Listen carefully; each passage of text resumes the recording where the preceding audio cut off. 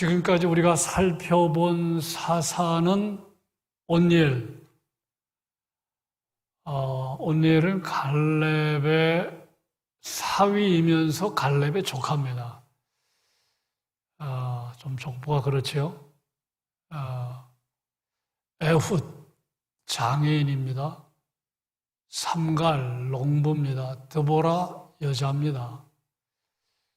기드온 여룻바알이라고 하는 별명을 가졌는데 나중에 사사로 부름받은 다음에 그 바알 우상을 깨뜨렸죠. 쳐 부수었습니다. 그래서 바알이 직접 그와 싸우게 하라. 그런 의미의 별명을 가진 사람이 기드온입니다.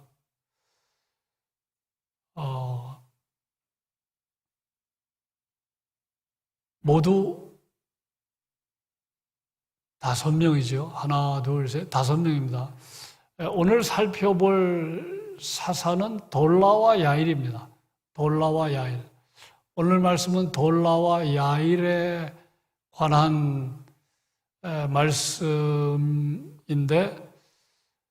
돌라와 야일을 소개하면서 사사 돌라와 야일 이후에 이스라엘이 어떤 모습을 보였는지도 오늘 말씀에 소개되어 있습니다. 먼저 돌라에 대한 소개인데 1절과 2절을 보시면 아비멜렉의 뒤를 이어서 이사갈 사람 도도의 손자 부하의 아들 돌라가 일어나서 이스라엘을 구원하니라. 그가 에브라임 산지 사밀에 거주하면서 이스라엘이 사사가 된 지 23년 만에 죽음에 사밀에 장사되었다. 여기서 주목할 만한 거는 이 돌라가 일어나서 이스라엘을 구원했다는 겁니다. 그 23년 동안 사사로 있었는데 구체적인 삶의 내용은 다 나와 있지 않지만 이스라엘을 구원했다는 것만으로도 우리가 돌라의 삶을 평가할 수가 있겠지요. 간단하게 나와 있습니다만 돌라가 이스라엘을 구원했다. 이것은 우리가 높이 평가할 만한 내용으로 간주할 수가 있습니다. 이어서 야일에 대해서 소개합니다. 야일에 대해서 그 후에 길르앗 사람 야일이 일어나서 22년 동안 이스라엘의 사사가 되니라. 그에게 아들 30명이 있어 어린 나귀 30을 타고 성읍 30을 가졌는데 그 성읍들은 길르앗 땅에 있고 오늘까지 하봇 야일이라 부르더라. 야일은 22년 동안 사사로 재직했다는 것인데 그 아들 30명이 있었는데 그 30명이 어린 나귀 30을 타고 성읍을 가졌다. 이 평화와 번영을 암시해야 하는 대목이지요. 예. 나귀를 타고 성읍 30, 이 대목에서 야일의 시대가 어떤 시대였는지를 우리가 살펴볼 수가 있습니다.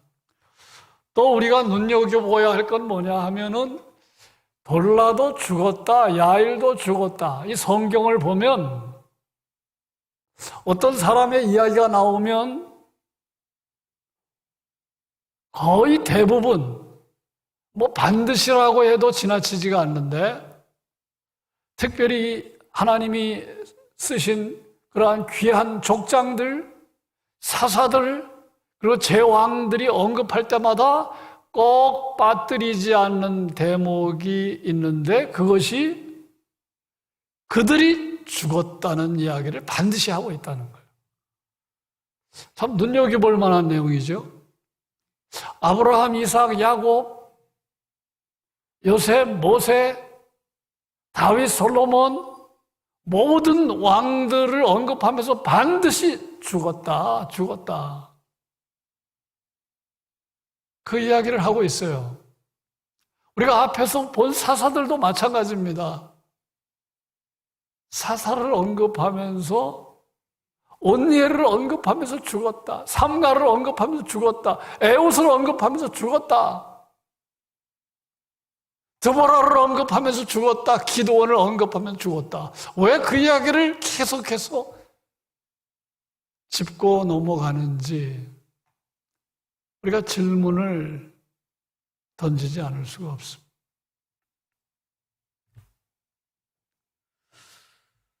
너무나 당연한 이야기지만 모든 사람은 죽는다는 거, 그 메시지를 던지는 거죠.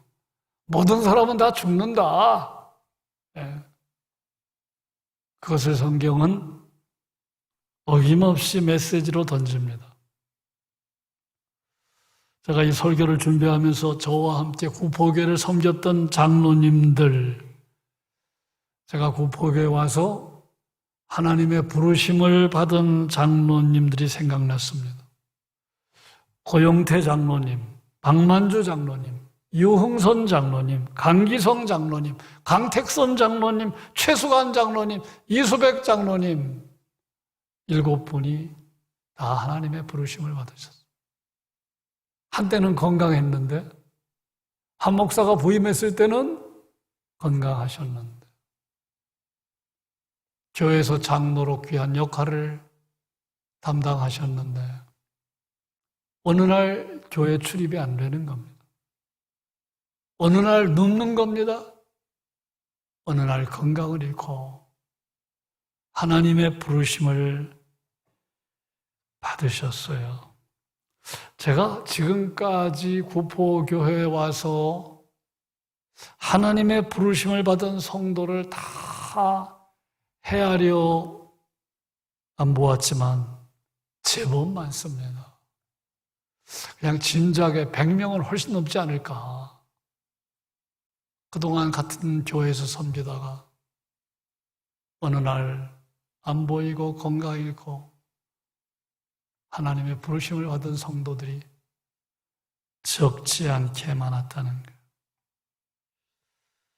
그래서 오늘 이 볼라와 야일에 관해서 여러분 23년 동안 사사로 있었고 22년 동안 사사로 있었으면 얼마나 사건들이 많았겠습니까? 다 생략하고 죽었다.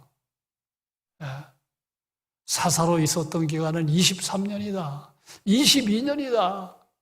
야일이 사사로 있을 때 평화와 번영을 누렸다. 볼라가 사사로 있을 때 이스라엘을 구원했다. 중요한 것들을 언급하면서 죽었다는 이야기를 언급했음을 우리가 기억할 필요가 있습니다. 우리 모두도 언젠가 죽지요. 예. 여러분 많이 들었지요? 라틴어, 메멘토 모리, 죽음을 기억해라. 이 메멘토 모리라는 말이 성경에는 나오지 않지만 메멘토 모리와 같이 교훈하는 말씀들이 많이 나오는데 앞에서 살펴본 말씀이고 시편 90편 모세의 기도에는 뭐라고 말합니까?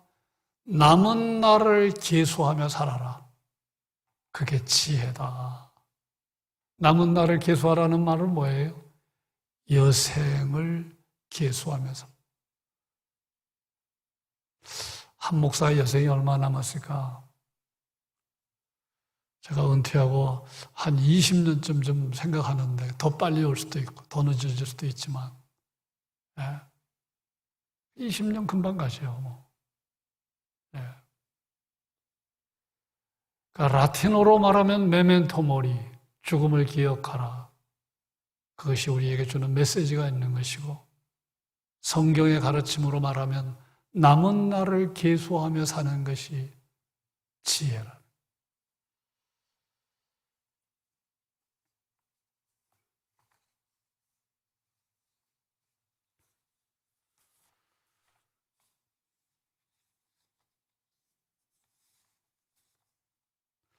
태어나고 죽고 장사되고는 내가 선택할 수 있는 일이 아니죠. 태어나는 건 내가 선택할 수 있는 거 아니에요. 죽는 건 내가 선택할 수 있는 거 아니에요. 하지만 내가 선택할 수 있는 것 있지요. 태어나서 죽는 시간까지 살아가면서 내가 선택할 수 있는 게 얼마나 많은지 몰라요. 인생은 B와 D 사이의 C다. 사르트르, 프랑스의 실존주의 철학자, 무신론적 실존주의 철학자 사르트르가 한 말입니다. 인생은 B, 벌스와 D, 데스 사이의 초이스다. 초이스는 선택이라는 뜻이지요. 여기까지는 문제가 없어요. 여기까지 우리가 다 동의합니다. 근데 사르트르는 무신론자이기 때문에 하나님을 인정하지 않고 어떤 말을 했느냐 하면 조금 어려운 말이지만 제가 설명을 하겠습니다. 본질보다 실존이 앞선다. 유명한 말을 했어요. 제가 설명하겠습니다. 본질보다 실존이 앞선다. 이 실존은 지금 여기에 있는 나라는 존재를 의미합니다. 지금 여기에 있는 나로서의 존재. 다른 사람 말하는 게 아니고 지금 여기에 있는 나라는 인간이 중요하다는 거죠.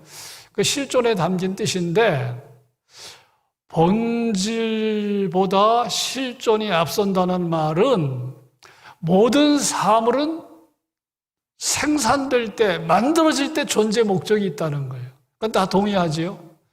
마이크가 만들어질 때 존재 목적이 있잖아요. 소리를 증폭하는 거. 그렇죠? 요 강단이 만들어질 때 목적이 있잖아요. 설교자가 사용할 수 있도록 만든 겁니다.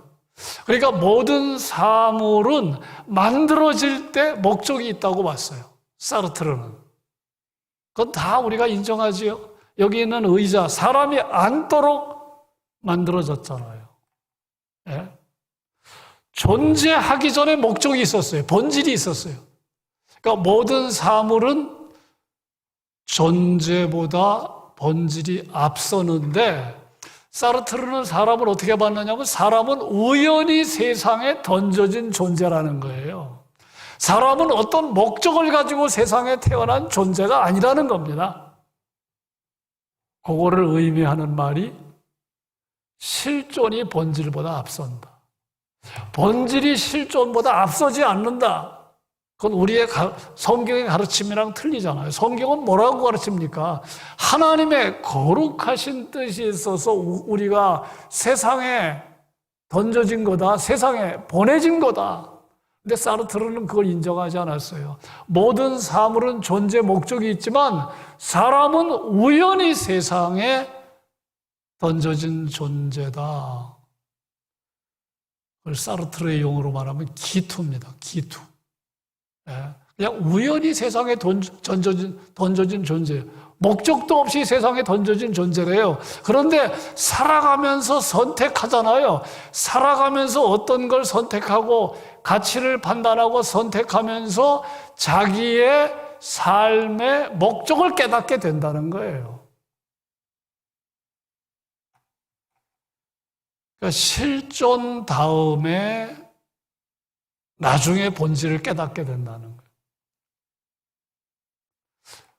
우리 성경의 가르침은 본질이 앞섭니다.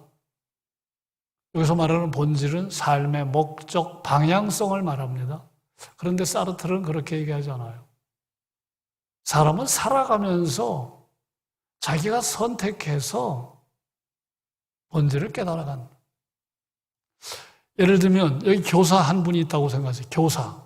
교사 한 분이 있는데 이 교사 하나님이 태초에 이 사람 교사가 되도록 작정하시고 세상에 보낸 게 아니라는 거예요. 그 사람이 어느 날 내가 학생들을 가르치는 교사가 돼야지 그래서 사범 합격하고 자기가 선택해서 교사가 된 거라는 거예요. 우리는 거기도 동의하잖아요. 예.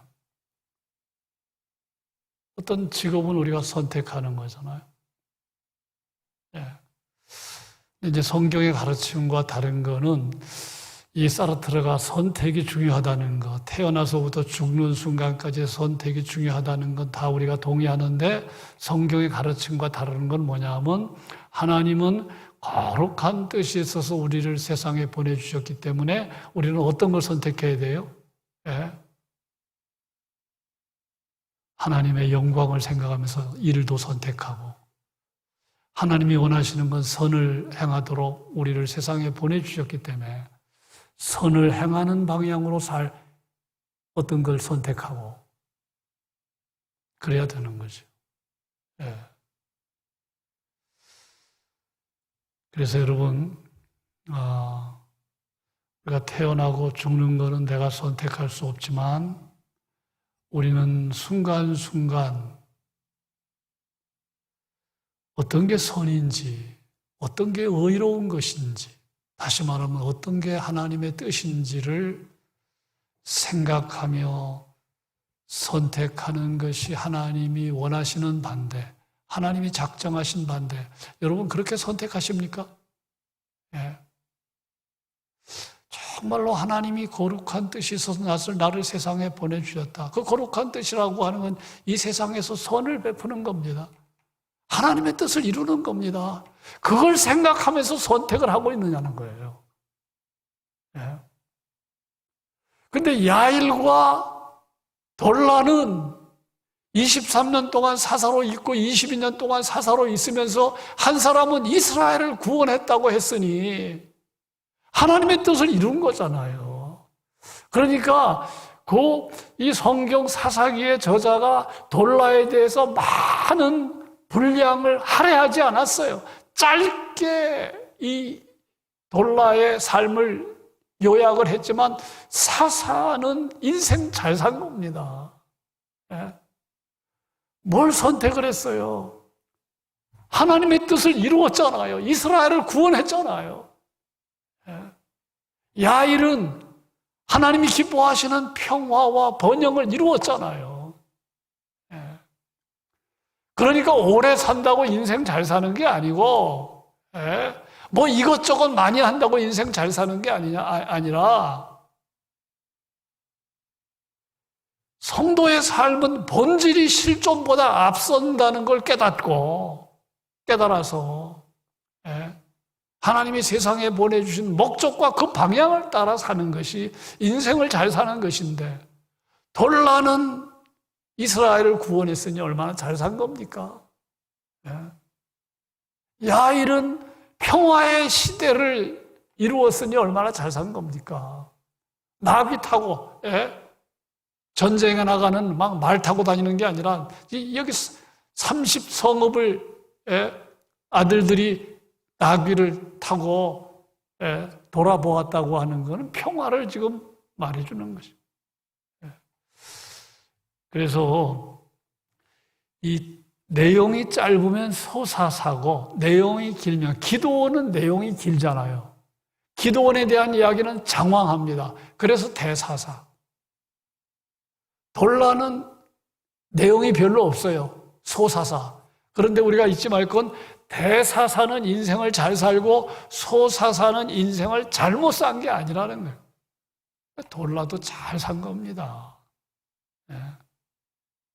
그러니까 얼마나 오랫동안 살았느냐, 얼마나 화려하게 살았느냐가 중요한 게 아니라 B와 C 사이에서 선택하며 사는 것이 우리 인간인데 사르트르가 말한 것처럼 목적을 가지고 태어난 게 아니다. 우리는 그런 사상을 경계하고 하나님의 거룩한 뜻으로 세상에 보내진 존재라는 사실을 깨달으면서 하나님이 기뻐하시는 뜻을 선택하면서 우리가 살고 있느냐? 지금 묻고 있는 것이. 물론 저 자신에게도 해당이 됩니다.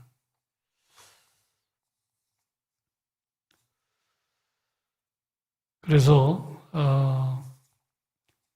돌라와 야일은 인생을 잘 살았다. 그 말씀을 드리는 것입니다.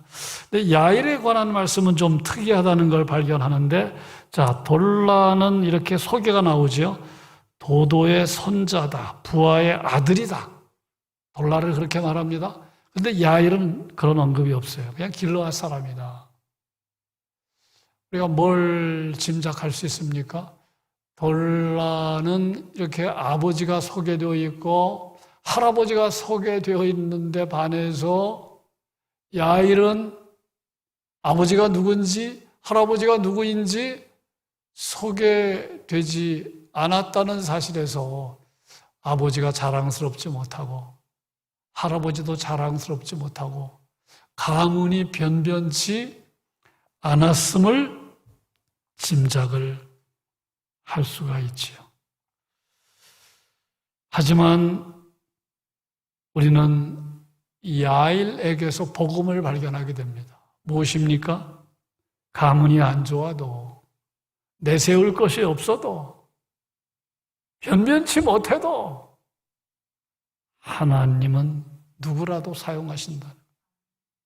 하나님께 쓰임받을 수 있다는 거예요. 그걸 지금 야일이 보여주고 있잖아요. 아버지가 누군지 몰라요. 할아버지가 누군지 몰라요. 돌라는 할아버지도 언급했고 아버지도 언급했는데 이게 얼마나 감사한 일입니까? 우리 모두는 하나님께 쓰임받을 수 있다는 거룩한 도구가 될 수 있다는 거예요. 실제로 그렇습니다. 아무리 역기능 가정에서 태어나도 하나님은 저를 회복시킬 수 있고 하나님의 거룩한 도구로 쓰실 수 있음을 우리는 오늘 말씀에서 생각해 볼 수 있습니다. 자, 기드온은 30년입니다. 사사로. 아비멜렉은 3년, 돌라는 23년, 그리고 야일은 22년 사사로 세월을 보냈는데 문제는 그 이후에 어떤 일이 벌어졌습니까? 6절입니다. 6절. 이스라엘 자손이 다시 여호와의 목전에 악을 행하여, 거기 신이 몇 가지 나오는가 보세요. 첫 번째 바알, 두 번째 아스다롯, 세 번째 아람의 신들, 네 번째 시돈의 신들, 다섯 번째 모압의 신들, 여섯 번째 암몬 자손의 신들, 일곱 번째 블레셋 사람의 신들을 섬겼다. 여호와를 버렸다.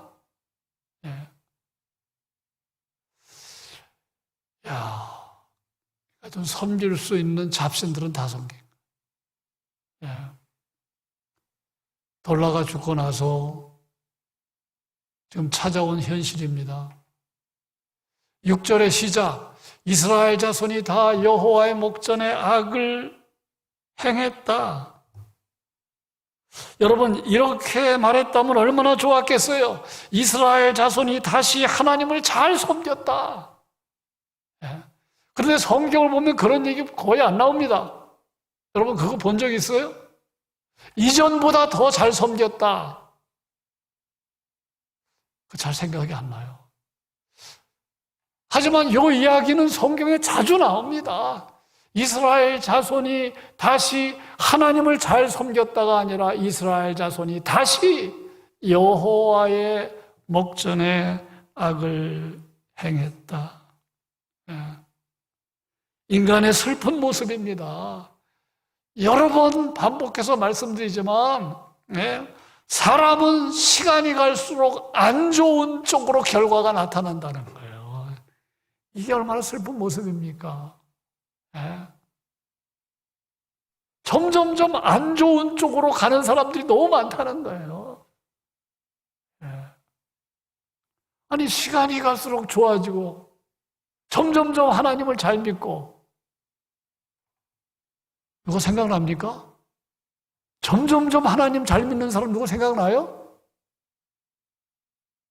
이상하게 잘 생각 안 나요.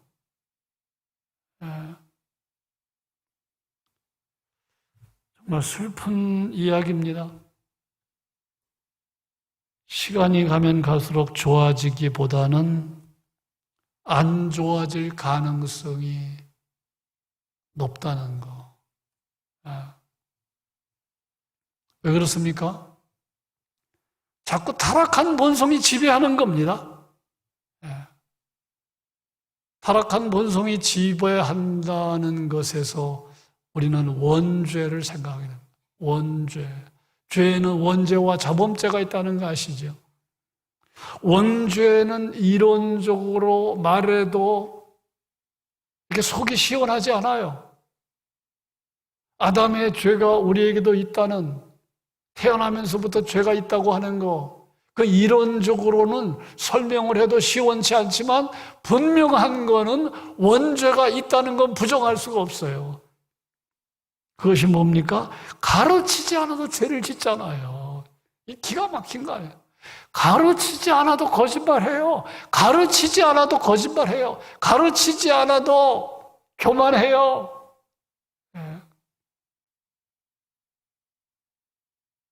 이것처럼 명백한 원죄가 있다는 증거가 어디 있어요? 신생아가 태어나가지고 아기가 태어나서 점점 안 좋은 쪽으로 가요.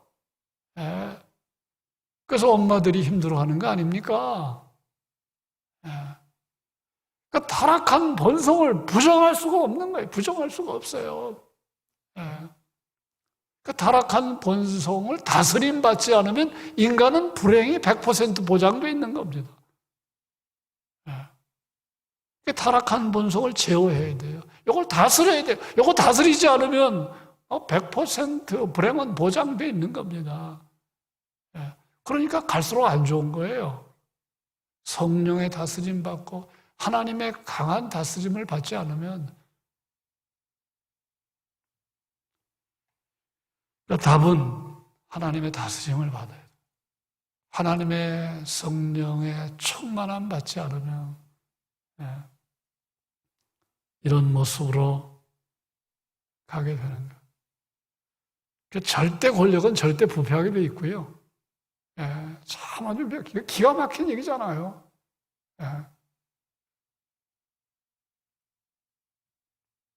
여러분이 방을 아무리 깨끗하게 치워도 점점 집안이 깨끗해지는, 자연스럽게 깨끗해지지 않아요. 점점 더러워져요. 한 번 치웠다고 깨끗해지지 않아요. 성령님의 인도함을 우리가 정말 간절히 사모하고 따라가는 게 답이다. 그렇지 않으면 뻔합니다. 자, 여기 지금 7가지 신은 온갖 신들을 다 나열하고 있습니다. 그런데 항상 먼저 등장하는 게 뭐예요? 바알입니다. 바알이 으뜸입니다. 여러분, 바알은 어떤 신입니까? 이스라엘 백성들이 바알에 왜 넘어갔을까요? 그 이유는 간단합니다. 바알은 풍요를 가져다 준다고 여긴 우상입니다. 그러니까 사람들에게 제일 약한 게 풍요예요. 더 실감나게 말하면 돈입니다. 왜 바알을 따라갔을까요? 돈 때문에 따라간 겁니다. 돈 때문에 하나님 버린 거예요. 여러분, 구약에 나오는 바알을 쉽게 이해하려면 바알신은 쉽게 말하면 돈신입니다. 돈신. 바알은 풍요를 가져다 준다고 여겨졌던 우상이에요. 그러니까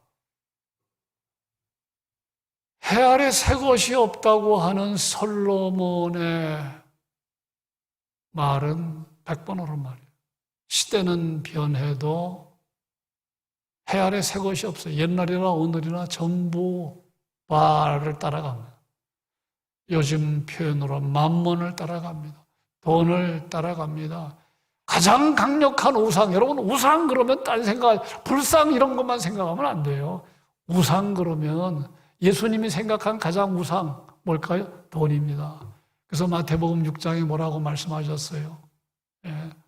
물질을 경계하면서, 돈을 경계하면서 물질이 있는 곳에 마음이 있다.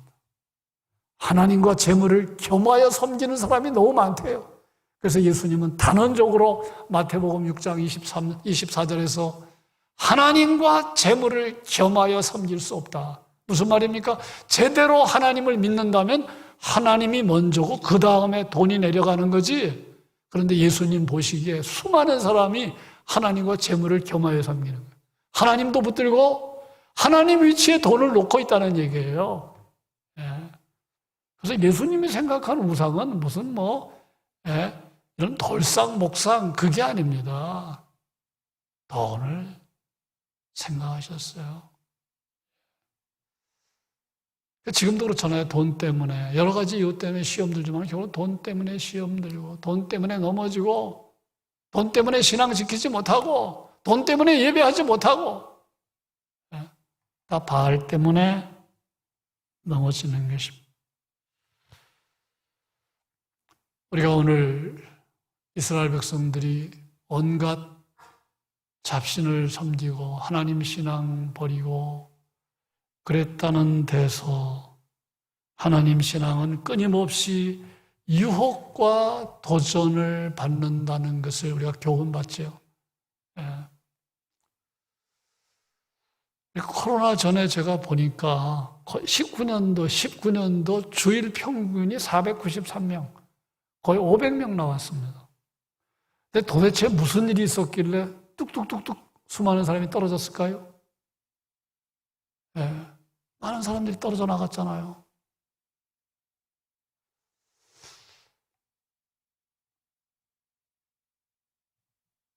그러니까 끊임없이 이 코로나 상황을 통과하지 못한 많은 사람들이 견고한 신앙의 집을 짓지 않았다는 걸 말하는 것이고 살아가면서 온갖 시험 직면하고 넘어진다는 걸 말하는 것이죠. 이 코로나 이 상황은요, 우리에게 굉장히 중요한 걸 얘기해 줍니다. 뭘 느끼느냐 하면요, 교회마다 다르지만 보통 한 30% 정도가 출석에서 떨어졌다고 그러거든요. 신앙이 다 지금 반석 위에 집을 짓지 못하고 있는 거예요. 그럼 다시 앞으로 어떤 일로 또 떨어질지 몰라요. 신앙의 집을 견고하게 짓지 아니하면 많은 성도들이 넘어지게 된다는 사실을 생각하게 됩니다. 자, 이스라엘 자손이 하나님 신앙에서 떠났을 때 하나님께서 진노하시고 이스라엘을 암몬 자손과 블레셋 사람에 파셨어요. 그래서 이스라엘은 큰 고통을 당하게 되었는데 7절, 8절입니다. 7절, 8절. 하나님께서, 여호와께서 이스라엘에게 진노할 자손을 쳤으며 18해 동안 억압했더라. 자, 오늘 이 말씀에서 동사만 주목해 보십시오. 첫 번째 나오는 동사가 뭡니까? 진노했다는 겁니다. 두 번째, 하나님께서 이스라엘 자손을 암몬 자손과 블레셋 사람들에 파셨다는 겁니다. 그러자 그들이 이스라엘을 쳤고 이스라엘이 18년 동안 억압했다. 이 네 가지 동사 가운데 두 가지 동사는 눈에 보이지 않죠. 사람들의 눈에 보이지 않습니다. 어떤 게 눈에 보이지 않아요? 하나님이 진노했다는 건 눈에 안 보여요. 하나님이 이스라엘을 암몬 자손과 블레셋 사람의 손에 파셨다는 것도 눈에 안 보여요. 눈에 보이는 건 뭡니까? 쳤다는 거, 억압 당하는 거, 그건 눈에 보이죠. 그래서 근데 사람들은 지금 암몬 자손과 블레셋 사람들이 이스라엘 치니까 그래서 고통을 당하고 억압을 당하니까 지금 막 난리 났다고 했는데 좀 진작 하나님이 진노하실 수 있다는 것을 미리 알았더라면 얼마나 좋았겠어. 눈에 보이는 것만 우리가 생각하면 안 된다는 교훈은 없잖아요. 하나님이 얼마든지 진노하실 수 있다는 것. 이스라엘을 다른 족속의 손에 파실 수 있다는 거, 거기까지 생각하지 못한 거죠. 예.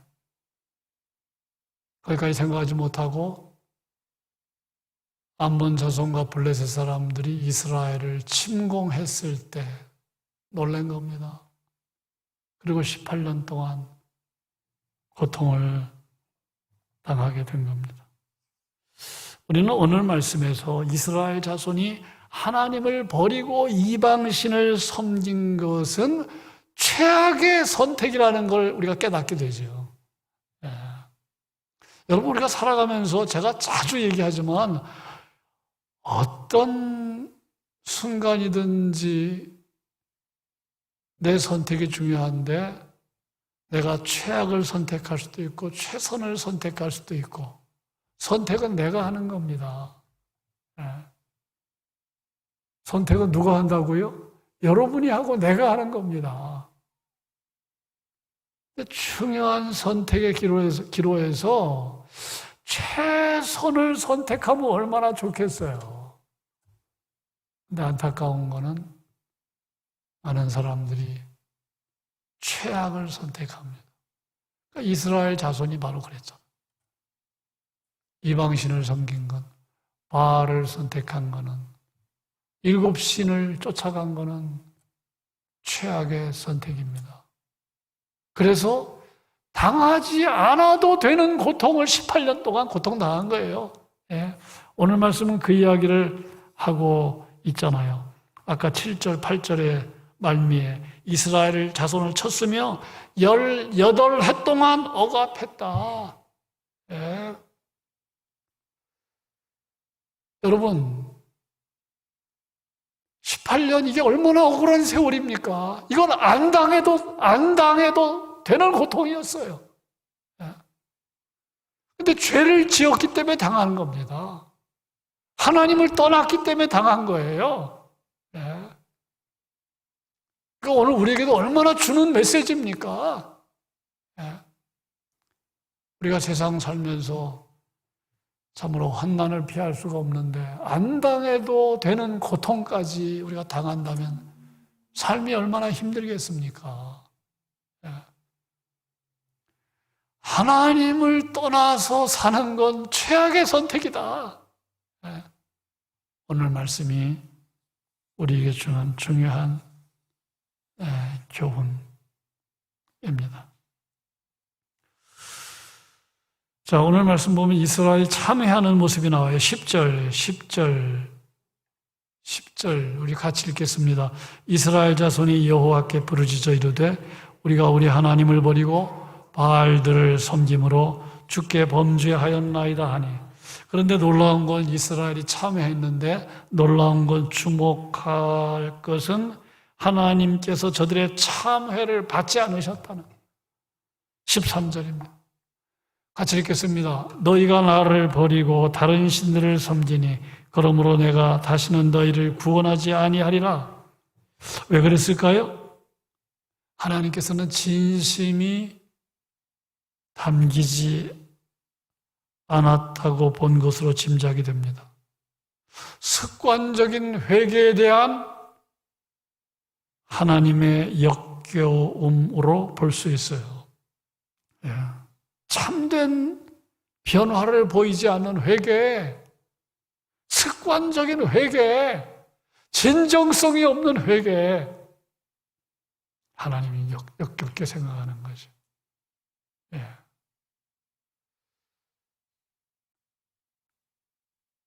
우리도 늘 하나님 앞에서 죄를 용서해 달라고 하는데 정말 그게 진정성이 있는 우리의 기도인지 혹시 습관적으로 죄를 짓는 건 아닌지 생각하게 됩니다.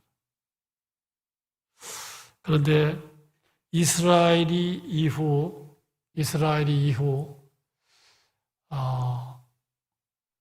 계속해서 하나님께 간청했을 때 하나님은 생각을 바꾸셨습니다. 16절. 표준세 번역으로 읽습니다. 한번 같이 읽으실까요? 그리고 그들이 자기들 가운데 있는 이방신들을 제거하고 주를 섬기니 주께서 이스라엘이 겪는 고통을 보고만 계실 수 없으셨다. 자, 16절은 뭘 암시합니까? 하나님이 이스라엘을 이렇게 받으시는 그 모습 암시하죠. 이렇게 끝납니다. 하나님이 이스라엘을 용서해 주셨다 이렇게 얘기하지 않고 이스라엘이 겪는 고통을 보고만 계실 수 없었다. 차마 이스라엘이 겪는 고통 눈뜨고 볼 수 없었다. 그러니까 결국은 용서하시고 받으셨다는 것을 말하는 것이죠. 여러분, 이런 하나님이 우리의 소망입니다.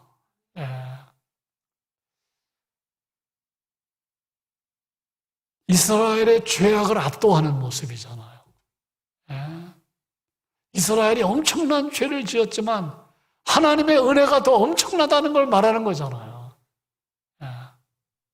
하나님의 이런 모습이 우리의 소망이죠. 그분이 하나님, 우리 하나님이십니다. 그래서 우리는 하나님께 나아가는 거예요. 뻔뻔하지만 나가는 겁니다. 결국은 하나님께 피하는 사람은 소망이 있는 거예요.